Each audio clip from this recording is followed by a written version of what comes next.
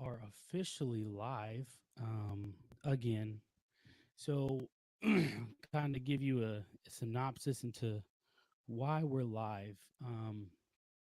Ultimately, the video that I had planned to release that I told you guys about yesterday, eh, unfortunately, Premiere Pro sometimes it does what it does and it doesn't work. I do a lot. I do my own editing. I do my own stuff. So on my computer on my laptop, which is not optimal, truthfully, for video editing and all that jazz. So I have to make do with what I got. But that being said, it wasn't it didn't finish rendering and downloading, and so anyway, I won't bore you with the details of all that. But basically, that is why I'm here. I have to. I'm going to go through, make some changes, make some edits to that, and then I will upload the actual video that I wanted to release today, either Thursday or Friday. I'm praying for Thursday, but we will see. We will see what happens. Obviously, that is up to my computer speed and if I can get things deleted and to go from there. But before we get into too deep, let's let me let me let me hit y'all with the let me hit y'all with that intro.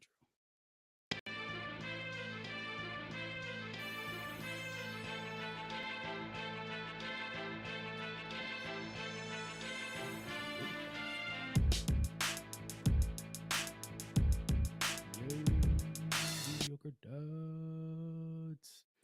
Anyway, trying something new, so I figured I'd just throw it on there. Oh man, I probably have to take that. And it doesn't matter. It doesn't matter. I'm trying new things, and you're along for the ride if you're stopping by. So, again, welcome to another episode of Mediocre Dads. Kind of, okay, kind of. And what I mean by that is on this episode, it's not an actual. I wouldn't call it an episode of Mediocre Dads. It's still Mediocre Dads, but I would call it what the goal, the transition that I'm trying to make with Mediocre Dads. And what I mean by that is I want to add more. I want to do more content and be to Mediocre Dads, and with utilizing the live features that I have at my disposal at the moment. And so that being said, um, by doing that, I wanted to speak to the spiritual side, and I think I mentioned this the spiritual side before. I've talked to Gabe about this, and you know, for me personally, getting back into my faith and believing has been a huge part of my life, and to hide it would be would be a shame, because I don't think as Christians we should be ashamed for what we believe, and to the point where we don't want to talk about it, especially on the internet, especially if you have a platform. And so, if you're afraid or whatever the case might be. And I think that fear, truthfully, has led to the Christian faith that we have now. Where a lot of people are hurt by the Christian church and the faith, because not so much the faith, but the church in particular, and people within the faith, because they can see there's a lot of hypocrisy within the Christian faith, amongst its people. And I say that myself being one of those people, and I don't say that to deter you, but I say that to be honest. And one of the things that I've learned is that as Christians, we have to come and recognize that we are imperfect and we will always be imperfect. And the only one who was perfect was and is Jesus Christ. And so he talks about in the New Testament how he came for the sick, and those with ears will be able to listen, and those with eyes will be able to see. And those are two separate verses, but still correlation is important here, because the point I think he was making was that we we have to acknowledge our sin. And he talks about this. Christ talks about this. Paul talks about this. Um, and we have to acknowledge our sin and acknowledge that we are not perfect, and that we are nothing without Christ in our lives and without that relationship. And a lot of believers, they get this relationship, they start the relationship, and it's almost like the honeymoon phase where everything's great. They think prayer, worship, everything's great. And don't get me wrong, all those things are essential, and you need to continue those things as you grow, continue your walk. But those are things are it's almost like that's the starter. And then as you continue to grow and grow and grow, you'll start to see the impact he has in your life, that the Holy Spirit has in your life to change you and direct you and guide you into down a path, down the narrow path that again that the Lord talked about, in which He wants you to follow. But with that, before you can get into that, it requires obedience. And so for me personally, the obedience that I've been needing to follow was the path in which I think the Lord has put in front of me, and the, the steps He's wanting me to the steps He's directing and wanting me to take, and me trying to be obedient. I'm trying. This is why I'm doing this. A big part of this for me is going to come from the fact that I do feel a calling to be a pastor, and I get nervous. I get hesitant. I get weird when saying it because out loud, because those of people who know me in my real life, and even my audience who've seen me on here, you've heard me cuss. You've heard me say less than uh, uh, um, believer like. So you've heard and almost seen me carry myself in a way in which I'm not displaying the light of a Christian, and that's my goal. And so this part of this, the reason for this is, one, to spread the good news, to spread the good word, and hopefully reach men, women, everybody out there to know that God loves you, and it's about building a relationship. That's one. Number two is hold me accountable, and I want to hold myself accountable and ensuring that as a Christian, as a believer, that I'm walking in the light as a believer, and uh, I can, and that's being shown, it's being displayed.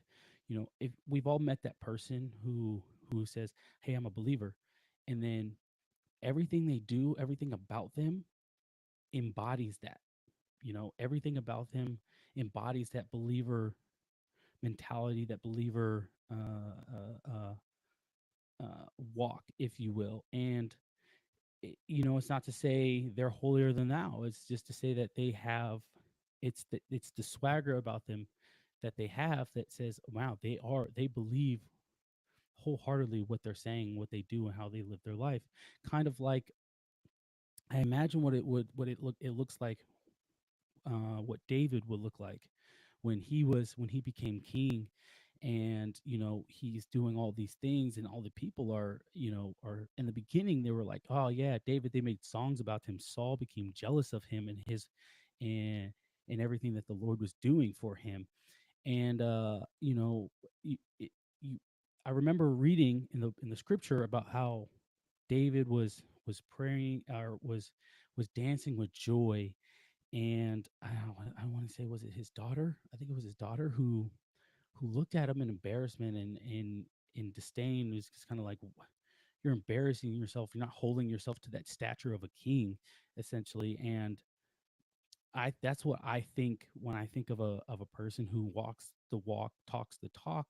I think of David and so many other of the men within that are mentioned within the Bible, of course, um, and even the women. But I think the biggest thing here, what I'm trying to point, the point I'm trying to make is that David embodied that, and therefore, when I'm not saying I want to be like David, but therefore, when you see a person out there, you're like, that person embodies their belief in Christianity.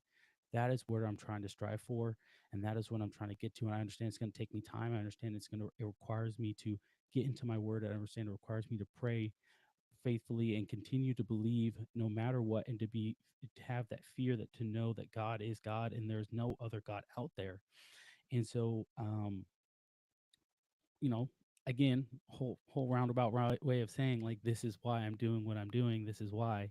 And so I wanted to get in the moment to kind of get into the word. I read my Bible every day. I'm not perfect at it, but I have my daily devotional, if you will, that I'm reading to get to the Bible through a year. And I've been doing it for over a year now, and it has my spiritual walk has increased drastically. My faith, my prayer life, it all has changed. And in the beginning, I didn't think there was a change happening, and it wasn't until uh, I felt comfortable telling people about Christ. Meaning, there was a moment when I was talking to somebody, and they were expressing to me some of the things they were going through, and and the thought that came to me was like, well, I need to tell them, explain to them something that, or I won't say explain, but I need to tell them. I felt the need to tell them about a verse that kind of resonated with me, that I felt that would help them, and I did. And they seemed to respond really well to it. And then I just started doing it more and more, to the point where I have no shame or fear of saying those things. Where before I would be like, nah, I don't want to come off as the overly religious, overly Christian guy, so I'm just not. I'm just going to keep it to myself. And so now I'm at the point where I'm always wanting and willing to share the good news and share what I know and my knowledge, and point people in the direction that I think is good for them. And so, I think that is, as I continue with my walk, as I continue with my faith, if that leads me to becoming the pastor that in which I believe I'm called to, great. If it doesn't, it leads me down a different path, and it leads me to something in that sphere, great as well. Uh, so I think I'm not so dead set on saying that I'm going to be a pastor and it doesn't happen. And whenever, it maybe that just wasn't what God had planned for me, or maybe He just didn't plan for me at that moment. But I will say, with all of my heart, I do believe that's the path in which He has set for me, in front of me, and which the direction on which I need to go, and trying to be obedient, practicing obedience. That's what I'm going to do. I'm going to take the actions that are necessary in order to do that, and then I will, if I get there, great, and it was His will, and we'll go from there. It's going to be a long journey, a long walk, but I'm happy to take on this journey and this walk, and increase my faith, and then share the good news with you all, and hopefully you guys take it in as well, and improve your relationship with the Lord, and it just changes you spiritually. And for my dads out there, I hope that being a part of being a Christian man, being a man in your household, is taking charge and being a leader within your home. It doesn't mean you're the one who's giving the orders and directing traffic, if you will, but being a leader within your home, a spiritual leader in your home, is essential. And one of the things that with in my home that I'm currently feeling it, and I'll be very open and blunt with you all, is the fact that I need to do better with um, you know getting the faith, or getting my family faithfully in, or their faith in tuned, if you will. I don't know how to say it. It sounds weird. My dogs distracted me, because that's what they do. They bark at any sound or person that comes to the door. So if you hear them, forgive me. That's just who they are, and I have to deal with them. I love them, but they do get a tad annoying. So, but anyway, no, like, as I was saying, as a father, as a spiritual leader within your home, it's essential as fathers that we help and guide our families and show them what right looks like. Meaning, by waking up in the morning, reading my word, praying. An example that comes to my mind would be my dad. And when I was growing up, it never failed. At 6 o'clock in the morning, my dad was up, and he had a small little devotional. It kind of looked like this, but it was different, of course. It was a devotional. It was the 365 devotional, but it was that size, right? And he had the thing highlighted, tabbed, like into that thing for years. And it was his Bible that it was essentially getting to the Bible in a year, right? But he's had that thing for so long that he had that thing filled out, almost like he was studying for a test, and he found something new every single time. I can tell you he did. Um, but my dad, he would do that every morning. He would pray and he would read the word, and that's how he would start his morning, with coffee. He would ground the coffee. He would go into the front yard or the backyard, depending what it is. The dogs would be with him, and he would have his Bible, and he would pray and he would read. And every morning, if you woke up early enough, you would catch him out there, and he would always invite me or my brother. to join him, and then my mom would be out there too as on times. She didn't wake up as early as him as he did oft a lot, she didn't have to, but that is this that is where that example comes from. And I got away from that because the moment I got became 18 and I joined the army and I left, I was like, nah, I don't have to do any of that now. But again, God has some weird ways of getting our attention again, and He definitely has gotten my attention again, and I'm thrilled that He has my attention. So that being said, I wanted to get into what I was reading, and I'm going to read this passage, and I just kind of want to talk about it with you guys, and I'm going to start with Deuteronomy 29. Where are we at? Deuteronomy 29:12 through 15. I'm going to read it, and then I'll kind of break it down, kind of how I think about it, and kind of applicable into in which my life, in which I think it'd be applicable to your life as well. And so, where we go? Here we go. You are standing here today to enter into the covenant of the Lord your God. The Lord is making this covenant, including the curses. By entering into the covenant today, He will establish you as His people and confirm that He is your God, just as He promised you, as He swore to your ancestors Abraham, Isaac, and Jacob. But you are not the only ones with whom I am making this covenant with. It's curses. I'm making this covenant both with you who stands here today and in the presence of the Lord our God, and also with the future generations who are not standing here today. So huge. And so when I read this, and this is part of my reading today, catching up truthfully, part of the reading, this was huge because it stood out to me, because the part that stands out to me is says, I'm making this covenant both with you who stand here today in the presence of the Lord our God, and also with the future generations who are not standing here today. So God knew, because it starts the 20 verse chapter 29 starts with these are the terms of the covenant the Lord commanded Moses to make with all the Israelites while they were in the land of Moab, in addition to the covenant he made with them at Mount Sinai.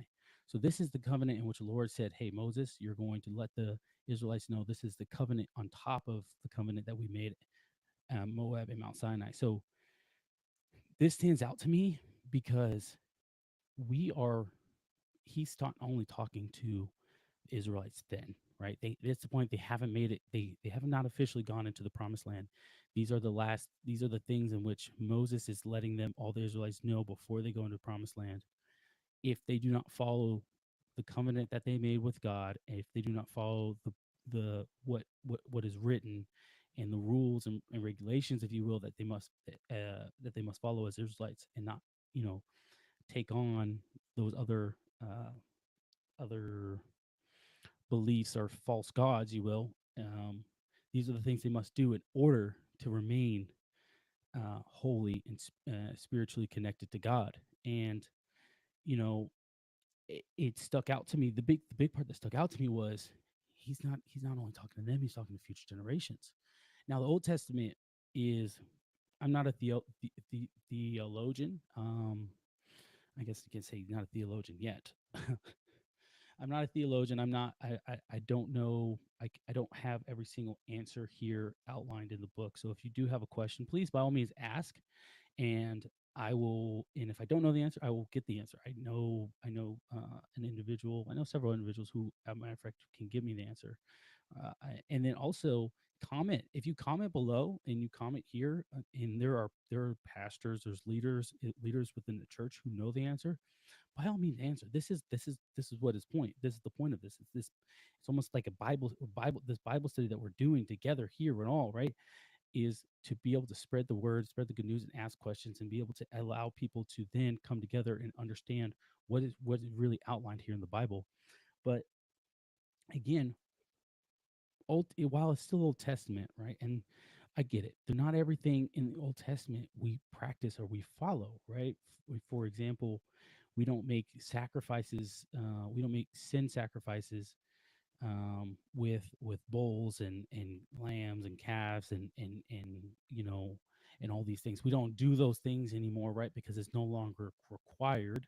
And also, I will say that Paul talks about how, or like, well, one, it's no longer required, but also Jesus' death on the cross what took over all other sacrifices that were ever needed. So now that his sacrifice was the ultimate sacrifice, for then now for us as believers, we don't need to come to Christ and come to God and say, hey, here's this sacrifice, please forgive me, or here's the sacrifice, I've sinned, um, or whatever the case might be.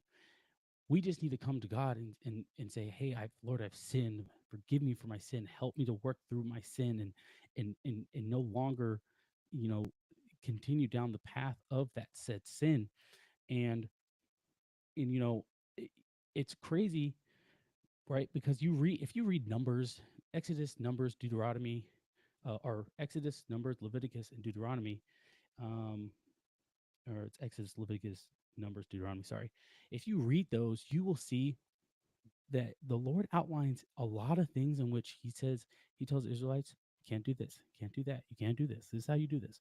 And as I read them, I was just like, man, there's so much detail into here, into what the Lord says they Israelites must do to be considered ceremonially clean, or how to, or what to do, and when this happens, or what to do with this. And a lot of detail, and to the point where you're almost like, oh my gosh, like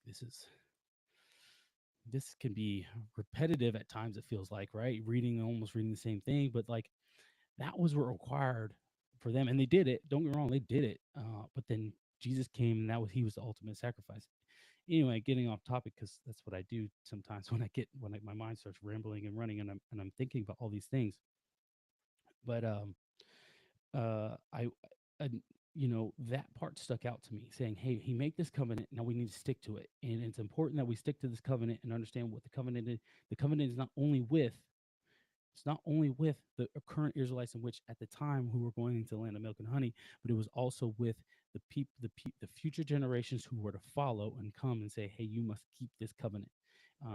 Because he's outlining in here about how if they don't keep the covenant, what's going to happen. And sure enough, like the Israelites did during that 40 years of wandering in the forest, or not the forest, the desert, they will not, they're not going to commit to this covenant, because they're not going to teach their kids. And so, me thinking and just kind of racking my brain as I'm hearing this is,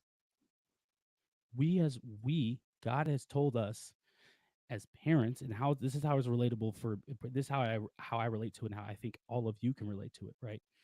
As parents, as leaders in our home, fathers and mothers, God has told us, hey, you are responsible to ensure that future generations know the covenant that they have made with me, and the promise that I have made to them to keep. Now, you hold that responsibility. Not that there's other responsibilities that you hold, obviously, but this was one of those important covenants in which I think he was trying to relate to the Israelites, to say, hey, this is an important covenant that you must hold. You are responsible to teach and educate your children, and the future generations, and they're responsible to educate their children on what happened, how you went from slaves in Egypt to escaped Egypt, wandered for 40 years, what happened within those 40 years, how you got to this point, and how you can sit there and say, thank God for everything that he's done, because he's done so much for us. And we can never forget what he's done. So now, fast forward to your life. God has done something in your life. There was something that you prayed about, something that you said, hey, God, I need this. Please help me. Please guide me. Please direct me. Show me mercy. Just show me love. And he did it. And once he did it, you were so thankful, and you're like, oh man, thank God, thank God, thank God. But then within like a drop of a hat, you forgot what he did, and you went right back to what you were doing, as if as if it didn't matter. Because most of us will sit here and say we're going through these rough times in life, and we'll sit there and blame the devil. Say, gosh, the devil's, he's just coming at me. Ah, blah, blah, blah. All these evil things are coming at me, right? All these evil things are happening. And then we'll sit there and say, God, help us, please help us, God. Oh my goodness, please, Lord, help us. I want, if help me, if you just help me, I'll get baptized. I'll get reintegrated into my faith. And I'll do all these things, right? We say all these things. We make these faith commitments, and then the moment he does it, the moment he steps in and says, I heard you, I see you. Walk with faith, child. Come back into the fold. I want you back into the fold. And the moment he says that, and the moment he welcomes you, and everything, and your life comes out, kind of normals out for you, you say, I don't need God again. I'm good. I'm good. I'm gonna do what I was all doing. All right, because he came through like I needed him to do, and then that was good. Like he's just a person you call on when you're in trouble, but then when your life's good, you're like, that God thing, I can't do too much of that. I don't want to. I got other things important in my life. So we can never sit here and not remember what he did for us, right? And it all started with the Israelites and what he did and the promises that he made. So now fast forward, and we today, a lot of us, so many of us are so quick to forget this. I can tell you guys, I was telling a story about my life. I was telling not necess- I was just telling a story, an experience that happened to me, and a experience that I'm not afraid to talk about. I'm pretty much an open book. And I remember um talking about this experience and then talking about how I made it through it and how I got through it and how I'm good now, my life's good, and forgetting that I didn't do anything, but it was by the grace of God that he got me through it. And then through him stepping in, intervening, and me making that commitment to him, I'm over here like a prideful person looking and sounding like a fool saying, "Oh yeah, I got myself through that, man. I did that." No, God did that. I wanted to lose weight. I wanted to to readjust my image. I had to go to him to give me to guide my steps and guide my path and give me the inspiration, the motivation to say, "Hey, you said you wanted to do this thing," and I did, and followed up by my actions, by the actions that I took. He reinforced those actions and said, "Great, keep going." Keep going. Every time you go to the gym, keep going. I'm there. Every time you get in the car, I'm there. Every time you need to, I'm there. And that is what is important. That is right there is never human. It's never human luck. It's never I'm so me human. Look at us. I did those things. No, no, no. It's power of God. That was God did that. Never forget that God did that. And so I get so passionate about it because I realize in my life I'm like all the things that he's did. I prayed. I prayed for kids. I have kids. I have two beautiful daughters. No, I can and there's a video out there of me when I found out my wife was pregnant for the second time, because right before that, I don't she might get mad if I say this, but um, she had a miscarriage, and so we were really sad about that. And so my daughter, um, my second daughter, we get the news we're pregnant. We wait a little bit. Finally, we're like, all right, yeah, this is happening. And um, I get the news. We pop the balloon, and it's a girl. The pink confetti comes down, and I kind of like, oh, because I wanted a son. It's not to say I didn't want my daughter, but I wanted a son. But God knows what He's doing, right? So now, fast forward, my daughter's a year and a half, and let me tell you, that little girl right there she has my heart completely. The Lord has taught me so much more by having two daughters with patience and love. And because I asked God, I say, hey, I need to know, I want to know what genuine love looks and feels like. I want to know what that looks like because I don't part of me never felt like I knew how to actually love somebody. It's easy for me to say I love you, but it's never I've never really felt the feeling of like almost like they describe in the movies of this immense love. And I love my wife, don't get me wrong, but I think I can offer her so much more of genuine love rather than just saying, "Oh, you're married now," and just the right thing to say is "I love you." And both of my daughters, when my first daughter was born, I felt it. I felt this little tug, and I was like, "Oh, this is what this feels like." And my second daughter's born. Oh, it reinforced that tug, and I was like, "Oh yeah, this is definitely what it feels like." When I see my daughters and I hug and I kiss them and I just squeeze them, I know that's what love feels like. And so God taught me how to love. And so now, of course, I still need to work. I'm still working on myself. I can reciprocate that love to my wife who gave me those kids, right? Through the will of God, but who carried them for 9 months, who birthed them out, and then who continues to be a great mother to them.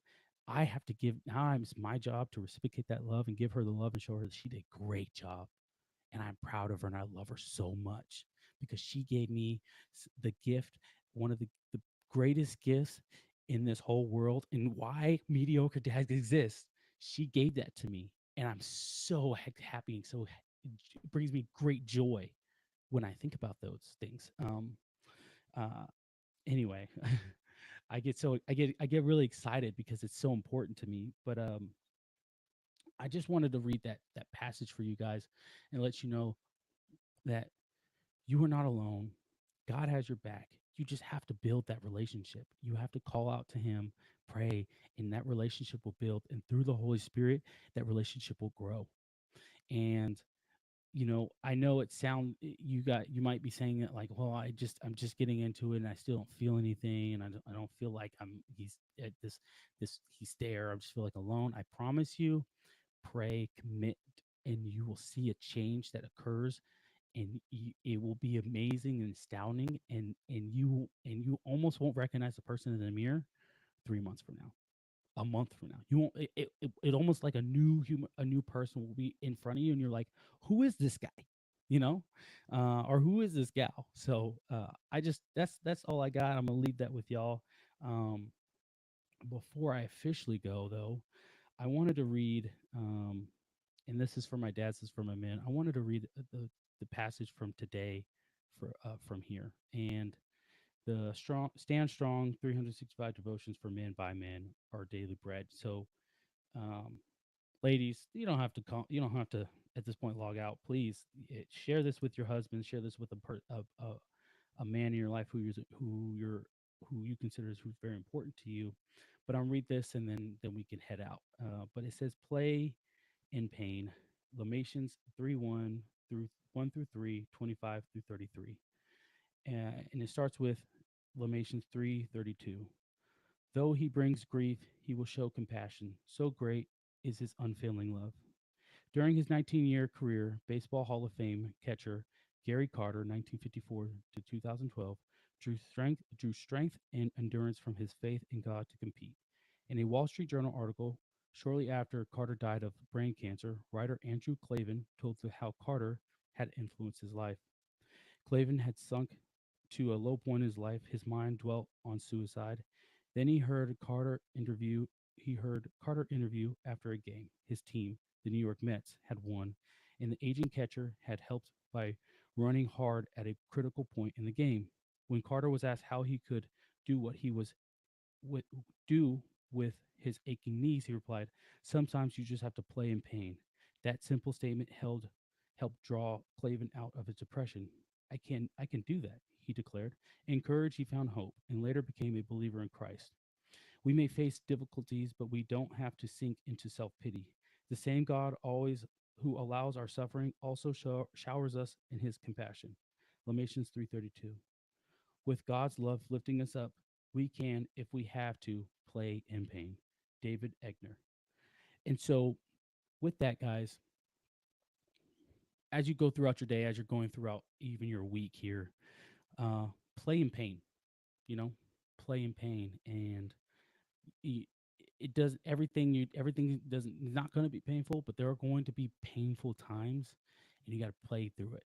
You know, and if you follow Mediocre Dads, you follow me, follow kind of some of the things I've talked about in my past between me and Gabe and some of the episodes. You'll understand that there was a point in my life in which I had to play through pain, and that was waking up knowing I was going through another day of long day of not being able to see my family because of my stupidness, my mediocrity, to be honest, right? And so I had to play in pain, but I know God is good, and He's always good, and I can't wait to continue this. I hope you guys stick around and continue to meet with me on a weekly basis here as I go live and to talk about just kind of what my week's been and the faith in that as it grows. This is usually going to be on a Thursday or Friday. Again, I'm working out the kinks of that, but because I didn't release the episode like I wanted to, this is why we did it today.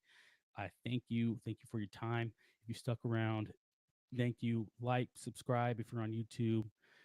Share, please. If you're wherever you're at, please share. And then, of most of all, being mediocre is a choice, and we have to refuse to be mediocre. That's all I got for you guys. And Mediocre Dads out.